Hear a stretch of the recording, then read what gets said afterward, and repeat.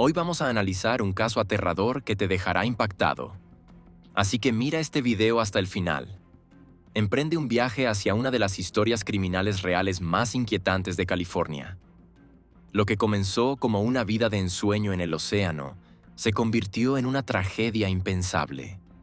Una pareja devota, conocida por su amor a la libertad y al mar, desapareció después de planear lo que parecía ser una simple venta de barco. Días más tarde, su ausencia despertó preguntas, y lo que los investigadores descubrieron conmocionó a toda una comunidad. Este video explora la línea de tiempo completa, la inspiradora historia de la pareja, la última vez que fueron vistos con vida, el extraño silencio que siguió, el hallazgo que estremeció a los investigadores y la implacable búsqueda de justicia. Con giros y revelaciones que parecen sacados de una película más que de la vida real, este caso sigue siendo una de las tragedias más comentadas de la costa del Pacífico. Si te apasionan las historias reales de crimen que combinan misterio, traición y revelaciones impactantes, este episodio te mantendrá atento hasta el final. Quédate con nosotros mientras revelamos los escalofriantes detalles, la investigación que desentrañó una verdad oculta y el drama judicial que finalmente trajo respuestas. Queridos espectadores, tenemos las mejores historias de crímenes en nuestro canal. Para no perdérselas, asegúrense de suscribirse y por favor, denle me gusta al video.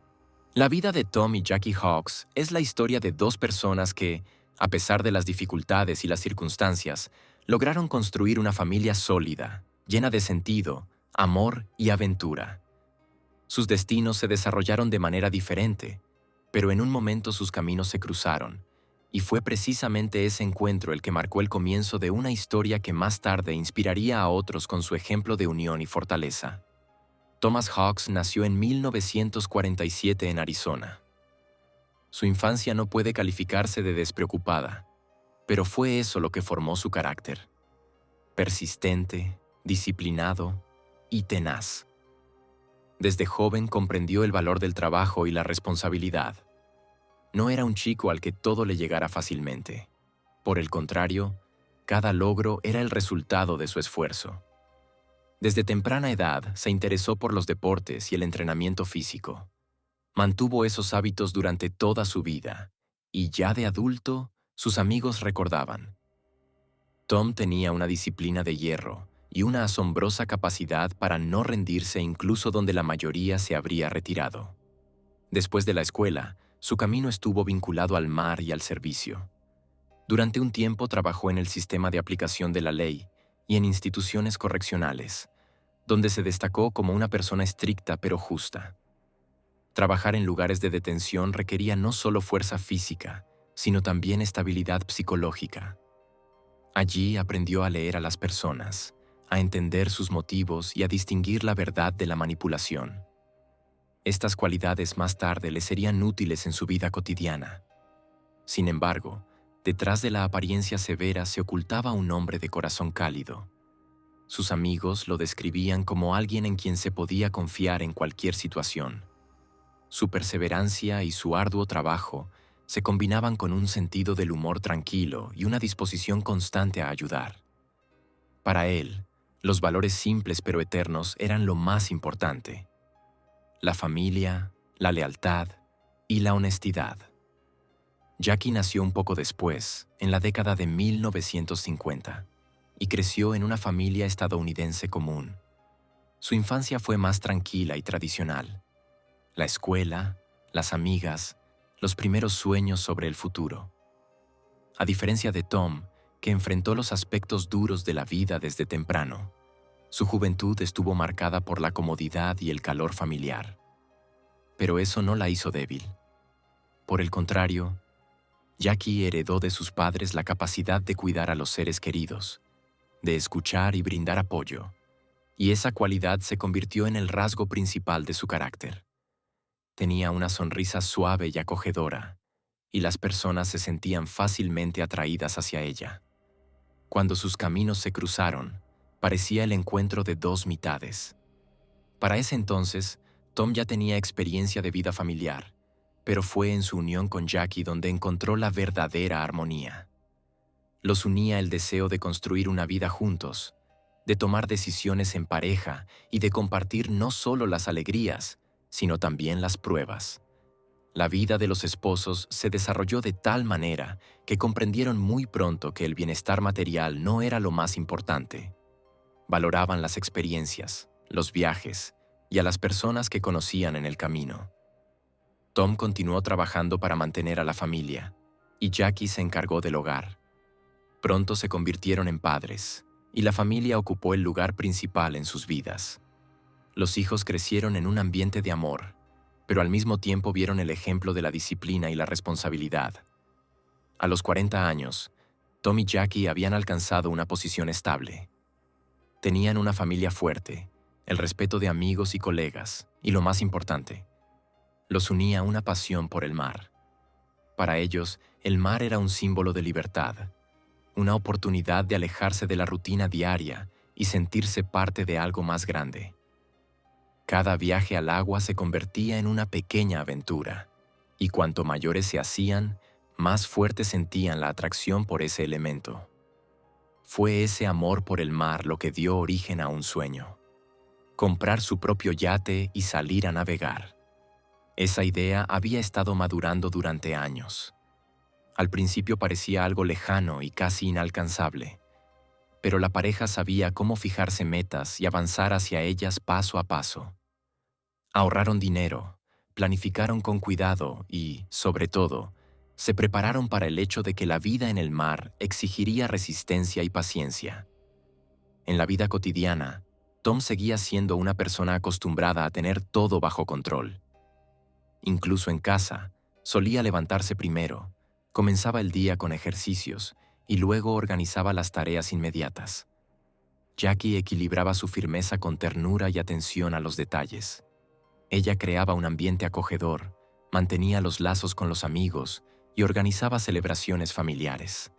Juntos parecían una unión perfecta de opuestos: fuerza y suavidad, disciplina y cuidado.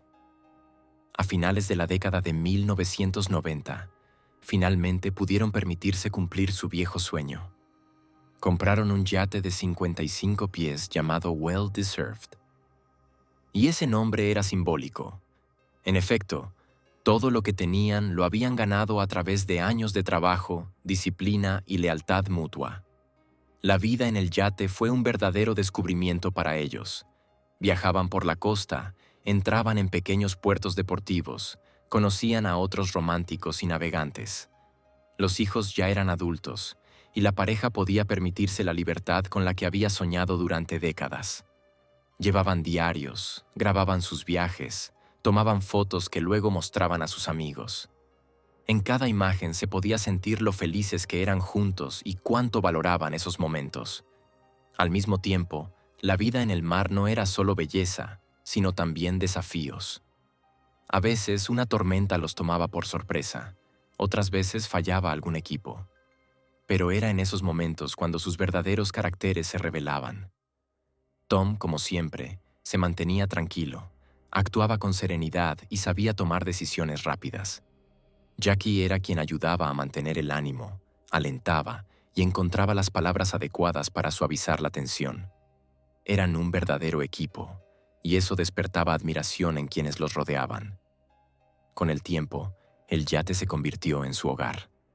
Lograron adaptar a ese pequeño espacio todo lo necesario para vivir: libros, utensilios de cocina y objetos esenciales. La vida en el mar los hizo más modestos, pero les dio otro tipo de riqueza: una sensación de libertad, independencia y cercanía con la naturaleza. Cada mañana comenzaba con la vista del horizonte infinito, y esa sensación era imposible de reemplazar. Sabían disfrutar de las alegrías simples: pescar, desayunar en la cubierta, ver las puestas de sol cuando el sol se hundía lentamente en el océano. Su historia inspiraba a muchos de sus amigos. Así es como se puede vivir, sin perseguir lo material, sino buscando la verdadera felicidad en las experiencias, las emociones y la cercanía con la persona amada. Cuando nació su nieto, comenzó una nueva etapa. Tom y Jackie empezaron a pensar en poner fin gradualmente a sus travesías marítimas y pasar más tiempo con sus hijos y su nieto.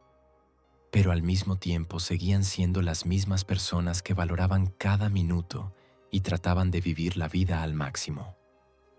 En la sociedad eran conocidos como una pareja ejemplar. Su relación era una muestra de cómo dos personas diferentes podían coexistir en armonía durante décadas. Nunca presumían de sus logros, pero todos los que los conocían sentían que eran una familia con una fuerza interior especial.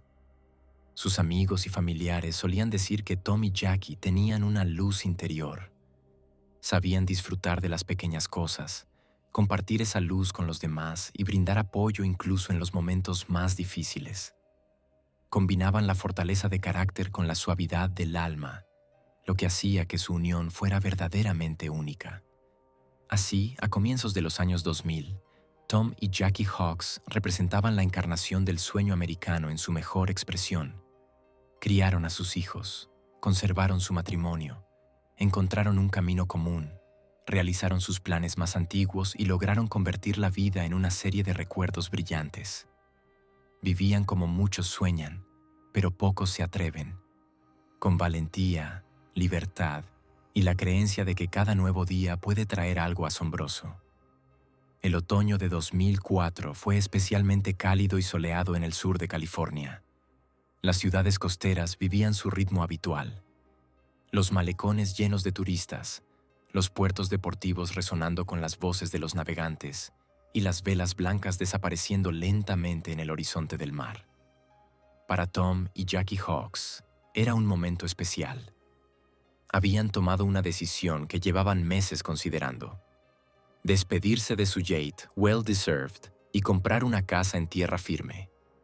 Se acercaba una nueva etapa en sus vidas. Querían estar más cerca de sus hijos y de su nieto recién nacido.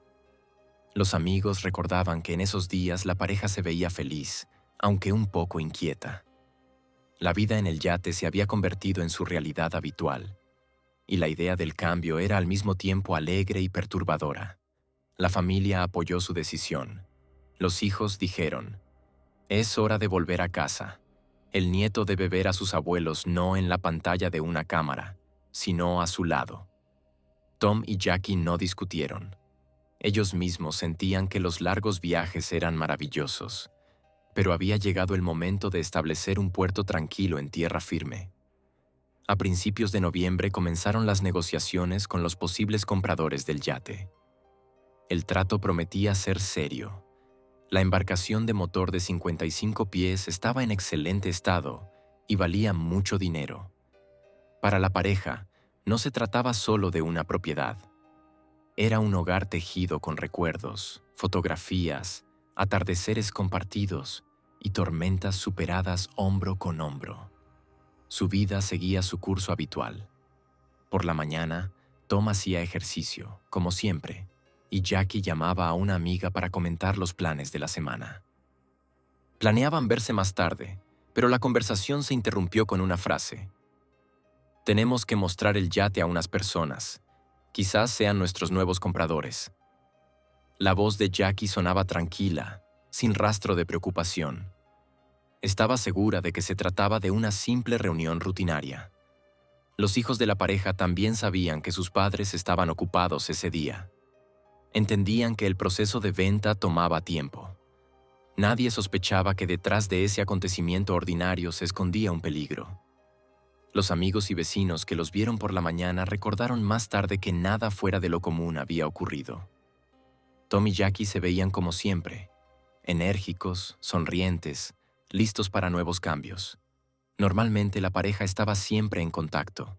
Llamaban regularmente a sus hijos, enviaban mensajes cortos a sus amigos y dejaban anotaciones en sus diarios de navegación. Pero esa vez, el 15 de noviembre, la comunicación se interrumpió. Al principio pareció una tontería. Tal vez se habían demorado en el puerto, quizás estaban simplemente cansados. Pero cuando pasó un día y aún no había llamadas, los familiares empezaron a preocuparse. La primera en dar la voz de alarma fue una amiga de Jackie. Dijo que su conversación había quedado inconclusa y que desde entonces Jackie no se había comunicado.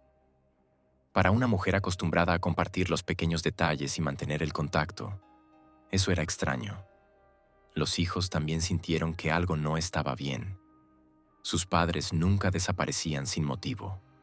Si salían a navegar, siempre avisaban. Si se quedaban en tierra, estaban cerca del teléfono. Después de 2 días, la ansiedad se convirtió en desesperación. Los hijos comenzaron a llamar a la marina donde el yate estaba atracado. Las respuestas eran contradictorias. Alguien dijo haber visto a la pareja salir a pasear. Alguien más aseguró que el yate había regresado sin ellos. El panorama era confuso y eso aumentaba el miedo. El 17 de noviembre, uno de los hijos decidió llamar a la policía. En su voz había firmeza. Mis padres han desaparecido. Esto no es propio de ellos. Hay que investigar. La policía estaba acostumbrada a recibir llamadas de ese tipo. Las desapariciones de adultos a menudo resultaban triviales. Alguien se marchaba sin avisar, alguien perdía el teléfono. Pero esta vez fue la reputación de la familia Hawks lo que los alertó. Los agentes sabían que Tom había sido funcionario correccional, un hombre disciplinado, y que Jackie era una madre y abuela amorosa, para quien el vínculo con sus hijos era sagrado. La situación parecía inusual. Al día siguiente, la policía llegó a la marina donde estaba atracado el Well Deserved. Era una mañana despejada, el sol se reflejaba en el agua, pero la atmósfera era tensa. El yate lucía ordenado, como si sus dueños fueran a aparecer en cualquier momento. Todo en la cubierta estaba en su lugar. Las sillas, las revistas, incluso una taza sobre la mesa. Pero los propietarios no estaban allí. Los agentes comenzaron interrogando al personal de la marina. Alguien dijo haber visto a la pareja zarpar con otras personas. Otro afirmó que el yate había regresado sin ellos. Estos testimonios dispersos no aportaban claridad, pero una cosa estaba clara. Tom y Jackie no estaban allí. En el camarote se encontraron pertenencias personales, ropa, libros, utensilios de cocina. Todo parecía indicar que las personas volverían pronto. En ese momento, la familia Hawks llegó al lugar. La atmósfera era pesada. Los hijos caminaban por la cubierta y observaban los detalles familiares. Conocían ese yate hasta el último tornillo. Cada rincón estaba vinculado a los recuerdos de sus padres. Y ahora todo se veía aterradoramente vacío. Sus palabras sonaban seguras. Sus padres no podían haber desaparecido así. La policía continuó su inspección. Todo estaba en orden en el compartimiento del motor, los tanques de combustible llenos, los documentos en su lugar. No había señales de accidente ni de avería, pero fue precisamente ese orden lo que llamó la atención de los agentes. Todo parecía demasiado perfecto. Normalmente, después de navegar, quedaban pequeños rastros en la cubierta, toallas húmedas, cuerdas, trozos de papel. Aquí, todo parecía una exhibición de museo. La familia insistió. Había que seguir buscando. Y entonces los agentes notaron que el coche de la pareja no estaba estacionado en la marina. Para personas que siempre iban allí juntas, eso era extraño. La policía puso el coche en la lista de búsqueda. Un día después fue encontrado, abandonado en una de las ciudades fronterizas. No había documentos ni pertenencias personales en su interior, pero el hallazgo aumentó la preocupación. Ahora estaba claro. No se trataba de una desaparición casual. La policía decidió ampliar la búsqueda. Se entrevistó a vecinos, amigos y propietarios de embarcaciones cercanas. Todos decían lo mismo. Los Hawks eran personas fiables y predecibles. No habrían desaparecido voluntariamente. Durante varios días seguidos, la búsqueda no dio resultados. Se revisaron todos los yates de las marinas. Se buscaron rastros a lo largo de la costa. La familia esperaba junto al teléfono, con la esperanza de un milagro. Pero el milagro no ocurrió. Y así, pocos días después de la desaparición, en la costa, en aguas no muy lejos del lugar donde el Well Deserved solía navegar, Unos buzos notaron un objeto extraño en las profundidades. Al observarlo más de cerca, resultó ser un ancla con cuerdas pesadas atadas a ella. Al sumergirse más, hicieron un hallazgo que les heló la sangre. 2 cuerpos humanos estaban atados a una estructura metálica. Este descubrimiento marcó el punto final de la búsqueda. Todo lo que antes parecían conjeturas inquietantes se convirtió en una realidad fría.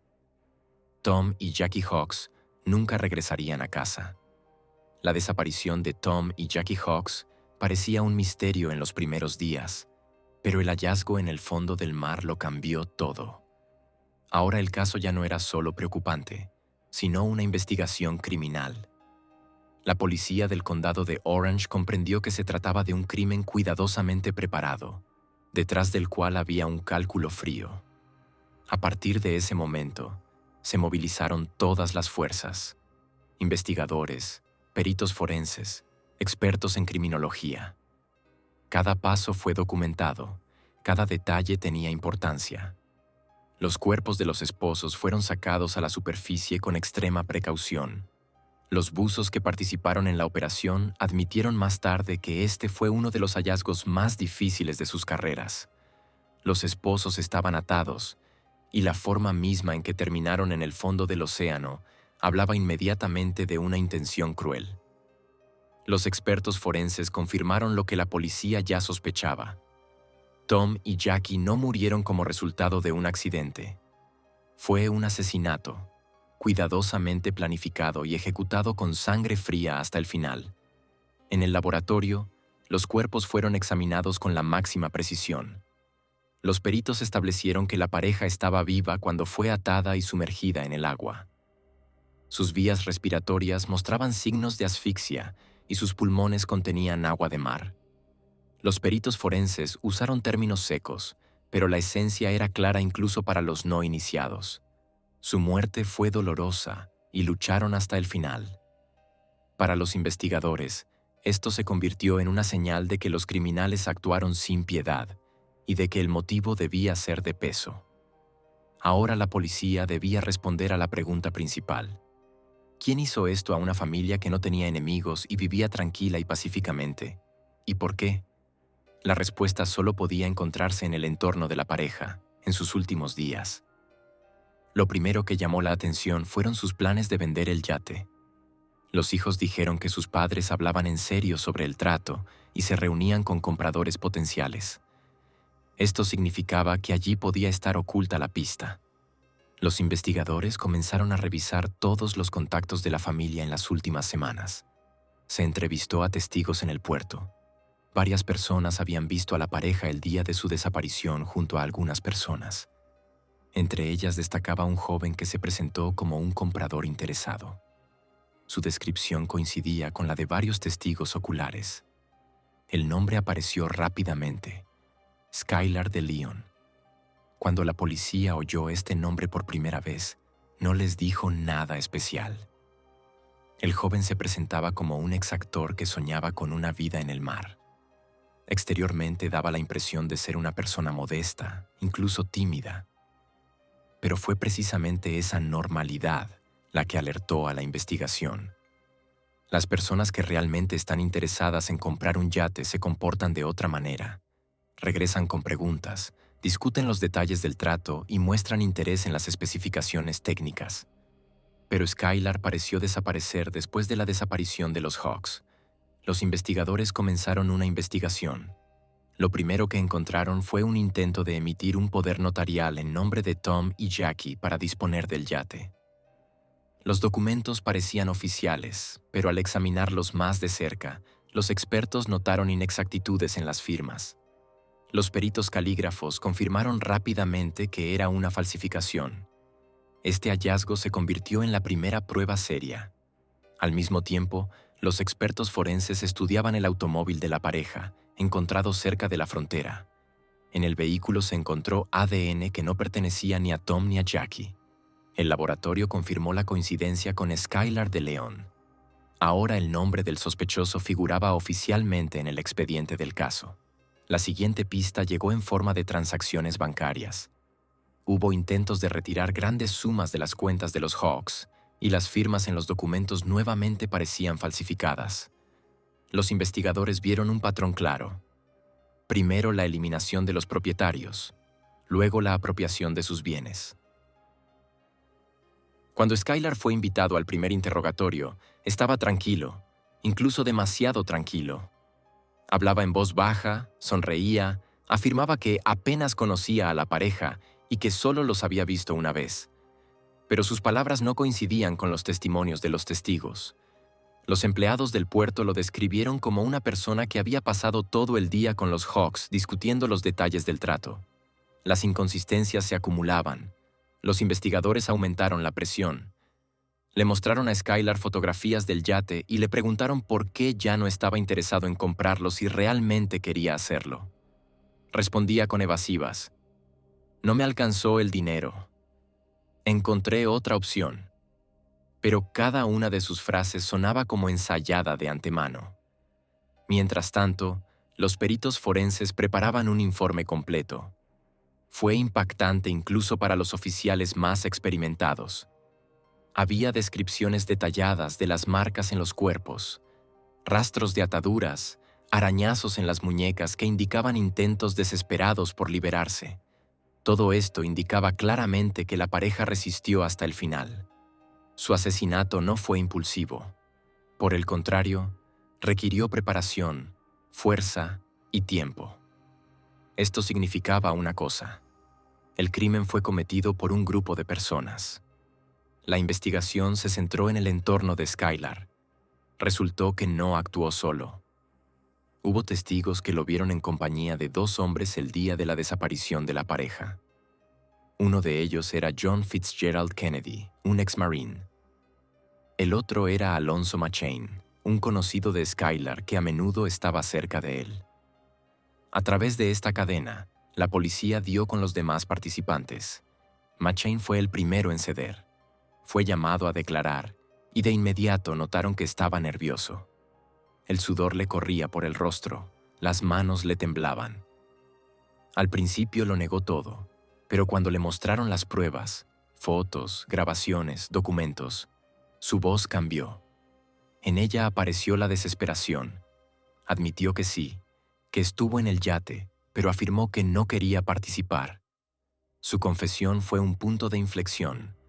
Según sus palabras, el plan había sido preparado con antelación. A los esposos se los atrajo a la reunión bajo el pretexto de un trato. A bordo los ataron, les impidieron pedir ayuda y los obligaron a firmar documentos, y luego los arrojaron al mar. El cálculo frío asombró incluso a los investigadores más experimentados. El motivo sonaba banal: dinero y propiedad. Con este testimonio, la policía volvió a Skylar. Ahora los interrogatorios fueron más duros. Los investigadores pusieron todas las pruebas frente a él. Las firmas falsificadas, el ADN en el coche, la confesión de su amigo. Pero Skylar siguió negando lo evidente. Su calma resultaba inquietante, como si hasta el final creyera que podría salirse con la suya. El punto final se marcó a finales de noviembre, cuando la investigación reunió suficientes pruebas para obtener una orden judicial. Por la mañana, la policía entró en la casa donde vivía Skylar. El arresto se produjo sin resistencia. Se mostró tan tranquilo y sereno como antes, pero en sus ojos ya se veía la comprensión. El círculo se había cerrado. Para la investigación, esto era solo el primer paso. Pero para la familia Hawks y para la sociedad en general, el arresto significaba algo importante. La verdad comenzaba a salir a la luz. Desde el arresto de Skylar de Leon, el caso Hawks se convirtió en uno de los temas más candentes de California. Las estaciones de televisión locales emitían nuevas historias cada día. Los periódicos publicaban titulares y los tribunales del condado de Orange se llenaban de gente que quería asistir. La historia tenía todos los ingredientes de un relato exitoso. Una familia respetada, un crimen brutal, un motivo de codicia y la figura de un principal sospechoso que alguna vez apareció en un programa infantil de televisión y ahora se encontraba en el centro de un asesinato de alto perfil. A principios de 2006, se abrieron las puertas de la sala del tribunal. Las primeras sesiones estaban repletas de periodistas, familiares y curiosos. La atmósfera era la de un teatro donde cada frase podía convertirse en un titular. Los hijos de los Hawks se sentaban en las primeras filas. Sus rostros eran pétreos. No habían venido por el espectáculo, sino por justicia. La Fiscalía del Condado presentó el caso como un modelo de prueba. Ya en su declaración inicial, el fiscal enfatizó: esto no es un accidente, es un acto cuidadosamente planificado cometido por dinero. Y probaremos cada detalle. Su voz era firme, y el jurado escuchaba con atención. La defensa de Skylar se basó en un intento de suavizar la imagen. Sus abogados afirmaban que él no planeó el asesinato, que la situación se salió de control. Pero cada palabra de la fiscalía destruía esa línea. Uno de los primeros testigos fue Alonzo Machen. Aceptó cooperar con la investigación a cambio de una sentencia más leve. Su testimonio sonó como un golpe. Contó cómo exactamente se atrajo a la pareja al yate, cómo los ataron y los obligaron a firmar documentos, y luego los arrojaron al agua. Su voz temblaba, a veces se quedaba en silencio, y la sala se congelaba en un mutismo absoluto. Para la familia Hawks, aquellas palabras eran como un cuchillo en el corazón, pero finalmente confirmaban las versiones de la investigación. John Fitzgerald Kennedy, otro de los implicados, se mostró sombrío y frío en el tribunal. Sus abogados intentaron presentarlo como un ejecutor forzado, pero las pruebas, huellas, testimonios, datos periciales, demostraban que fue un participante activo. Los expertos desempeñaron un papel especial. Los forenses presentaron el informe que ya se había escuchado en la instrucción. La muerte se produjo en el agua. La pareja estaba viva cuando fue arrojada al mar. Los hechos sonaban secos, pero cada miembro del jurado comprendía el horror que se escondía tras esas formulaciones. El perito en firmas demostró con precisión cómo se falsificaron los documentos. Los especialistas en ADN presentaron un análisis que mostraba la presencia de Skylar en el automóvil de la pareja. Cada detalle encajaba en el cuadro general. El tribunal mostró grabaciones de video procedentes de la cámara encontrada en casa de los de León. Contenían imágenes de los viajes de la familia Hawks que terminaban literalmente en la víspera de su desaparición. Ese efecto fue más fuerte que cualquier palabra. El vacío tras el último fotograma hablaba por sí mismo. La familia de las víctimas hizo sus propias declaraciones. Los hijos hablaron de sus padres, de cómo eran, de cuánto amaban a sus nietos, de los planes que hacían para el futuro. Sus palabras transmitían no solo dolor, sino también una acusación contra quienes les habían arrebatado la vida. Para el jurado, aquellos discursos fueron un punto emocional que reforzó la percepción de las pruebas. El comportamiento de Skylar durante el juicio causó impresiones contradictorias. A veces parecía ausente, como si lo que ocurría no tuviera nada que ver con él. En otros momentos, se mostraba nervioso, intentaba objetar, susurraba a los abogados. Pero ni una sola vez durante toda la audiencia mostró verdadero arrepentimiento. Jennifer DeLeon, su esposa, también terminó en el banquillo de los acusados. La fiscalía afirmaba que había ayudado en la preparación, participado en la falsificación de documentos y apoyado el plan. En el juicio intentó presentarse como una víctima de las manipulaciones de su marido, pero los testigos desmintieron esta versión. Su participación parecía deliberada. Cada audiencia duraba horas. Los periódicos escribían: el juicio por el asesinato de la familia Hawks se convierte en el proceso más mediático de la década. La sociedad seguía el caso como una auténtica tragedia en la que no había lugar para el compromiso. La gente esperaba justicia. El clímax llegó con los alegatos finales de los fiscales ante el jurado. Uno de ellos dijo: imaginen a dos personas que vivieron su vida con dignidad, con honestidad, trabajando por sus hijos y nietos. Su único error fue confiar en quienes estaban hambrientos de dinero fácil. Esto no fue un accidente, no fue un acto impulsivo, fue un cálculo. Les arrebataron la vida por ganancia, y la única sentencia justa es la más severa. En la sala reinó el silencio. La defensa trató de apelar a las emociones.